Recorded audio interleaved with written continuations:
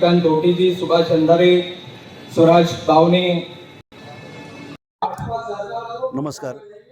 7 August म्हणजे मंडल दिनाच्या दिवशी आम्ही मंडल यात्रेला सुरुवात केलेली आहे आणि आज 5 दिवसानंतर सेवाग्राममध्ये आम्ही या यात्रेचा समारोप करतो आहोत. या यात्रेला आमच्या अपेक्षेपेक्षाही जास्त प्रतिसाद संपूर्ण ओबीसी वर्गाचा मिळालेला आहे.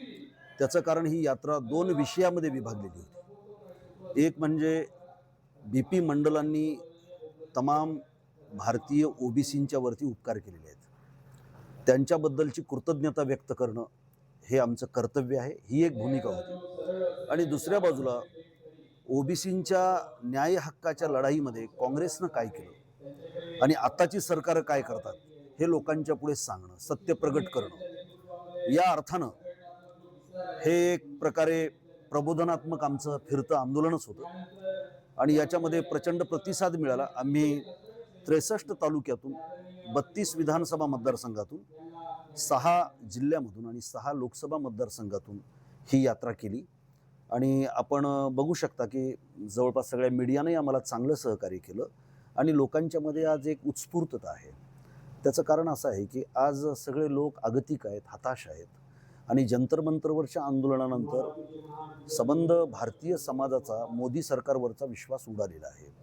RSS प्रणित भाजपा ही कुणाचीही होऊ शकत नाही, स्वार्थानं बरबटलेली पार्टी आहे आणि त्यामुळं आता खंबीरपणानं आपण जननायक राहुलजी गांधी यांच्या पाठीशी उभं राहण्याचा निर्णय जणू काही लोकांनी केलाय, त्याचं दर्शन आम्हाला या यात्रेमध्ये झालं. कारण याच्यामध्ये फक्त आमच्या काँग्रेसचेच ओबीसीचे कार्यकर्ते सहभागी झाले नव्हते, तर वेगवेगळ्या गावातून ज्यांना ज्यांना कळालं ती माणसं आलेली होती. आम्ही बैठका घेण्याचा प्रयत्न केला, तिथं आमच्या कार्यकर्त्यांचे मेळावे झालेले आहेत आणि याचा आम्ही अर्थ म्हणजे याचं श्रेय आम्ही स्वतःला घेण्यापेक्षाही आज देशामधलं जे काही वातावरण बदलत चाललंय आणि ज्या पद्धतीनं राहुलजी गांधी वेगानं घोडदौड करतायत, सत्याला घेऊन घोडदौड करतायत, त्याचा हा परिणाम आहे असा मी म्हणतो.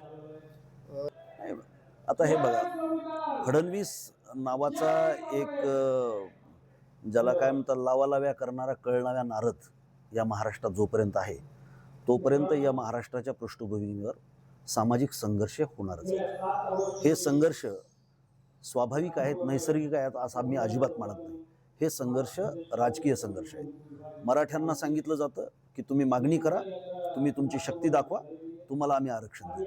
इकडे ओबीसींना सांगितलं जातं की नाही यांना जर आरक्षण दिलं तर तुमचं काही खरं नाही, तुम्ही सुद्धा ताकद दाखवा. दोघांनी एकमेकांच्या ताकदी दाखवायच्या, दोघांनी संघर्ष करायचा आणि दोघांनी मरून जायचं. आणि हाच एक हेतू फडणवीसांचा दिसतो आहे. कारण जर त्यांना कुणाला एकाला जर न्याय द्यायचा असता तर मराठी पण आज खुश राहिले असते किंवा ओबीसी खुश राहिले असते. परंतु हे सरकार बहुजन विरोधी सरकार आहे. हे सरकार मनुस्मृतीला संविधान मानणारं सरकार आहे. गोळवलकरांच्या बंच ऑफ थॉटच्या पायावर उभं असणारं हे सरकार आहे. त्यामुळे ते ओबीसीचं पण नाही, मराठ्यांचं पण नाही, शेतकऱ्यांचं पण नाही, विद्यार्थ्यांचं पण नाही, बेरोजगारांचं पण नाही, कामगारांचं पण नाही. म्हणजे हे काही मी केवळ राजकारणाचं भाष्य म्हणून करत नाही आहे. तुम्ही आज आपल्या देशाची अवस्था काय करून टाकली ते जर बघितलं तर तुमच्या ते लक्षात येईल.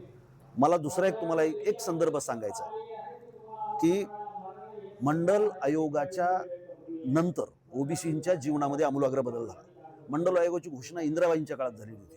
मंडल आयोग जरी समाजवादी पार्टीचं त्यावेळेला सरकार होतं VP सिंगांचं, त्यांच्या काळामध्ये मंडल आयोग लागू झाला. पण महाराष्ट्र हा फुले शाहू आंबेडकरांचा, छत्रपती शिवाजी महाराजांचा, अहिल्यादेवी होळकरांचा महाराष्ट्र आहे. त्यामुळे महाराष्ट्र 2 नंबरचं राज्य आहे की ज्यांनी मंडल कमिशन लागू केलं. त्यावेळेला काँग्रेसचं सरकार होतं आणि तुम्ही आजही इतिहास काढून बघा, काँग्रेसच्याच कालखंडामध्ये ओबीसींच्या संदर्भामधल्या विकासाची धोरणं राबवली गेलेली आहेत. काँग्रेसच्याच काळामध्ये 27% आरक्षण गांभीर्यानं राबवलं गेलं आहे सरकारी नोकऱ्यांच्या मध्ये आणि स्थानिक स्वराज्यांच्या निवडणुकांच्यामध्ये. काँग्रेसच्याच कालखंडामध्ये विद्यार्थ्यांच्या स्कॉलरशिप होत्या, काँग्रेसच्याच काळामध्ये फेलोशिप होत्या, परकीय शिक्षणाची व्यवस्था होती आणि काँग्रेसच्याच काळामध्ये 4 वेळेला या महाराष्ट्राचे मुख्यमंत्री ओबीसीचे झालेले आहेत. आता हे फडणवीस नेहमी म्हणतात आमचा DNA ओबीसीचा आहे, पण पुन्हा म्हणतात मी पुन्हा येईन. म्हणजे हा डिलेमा आहे ना की तुम्हाला जर ओबीसीचं प्रेम असेल तर एकदा तरी मुख्यमंत्री करून दाखवा. आम्ही फक्त जाहिरात करत नाही. आज टिळक भवनला एक महत्वाची बैठक ऐन वेळेला ठरली AICCतून काही मंडळी आलेली होती आणि वेगवेगळ्या टप्प्यावर नेते मंडळी येऊन गेली. म्हणजे सुनील केदार साहेब आले, नाना पटोले आले, या ठिकाणी अडबलेजी आले, वेगवेगळे सगळे नगराध्यक्ष, सगळे नगरसेवक प्रत्येक ह्याच्यातले याच्यामध्ये सहभागी झाले. आणि सगळ्यात महत्त्वाचं म्हणजे तुम्हाला माहिती आहे की अनेक पातळ्यावर काँग्रेसचा संघर्ष चालू आहे. आम्ही आमच्या पातळीवर करतोय तर त्याचं स्वरूप वेगळं आहे.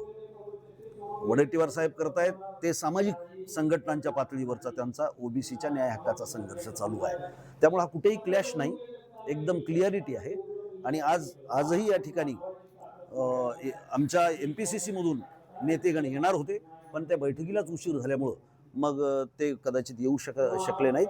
परंतु पूर्ण यात्रा जो अनुभव आम्ही घेतला त्याचा समारोप या ठिकाणी आम्हाला करायचा आहे. त्यामुळं आता हे सगळे नेतेच आहेत की आमचे सगळे ओबीसीची मंडळी आमचे नेतेच आहे. मी स्वतः प्रदेशाध्यक्ष आहे, त्यामुळे तो काही विषय नाही.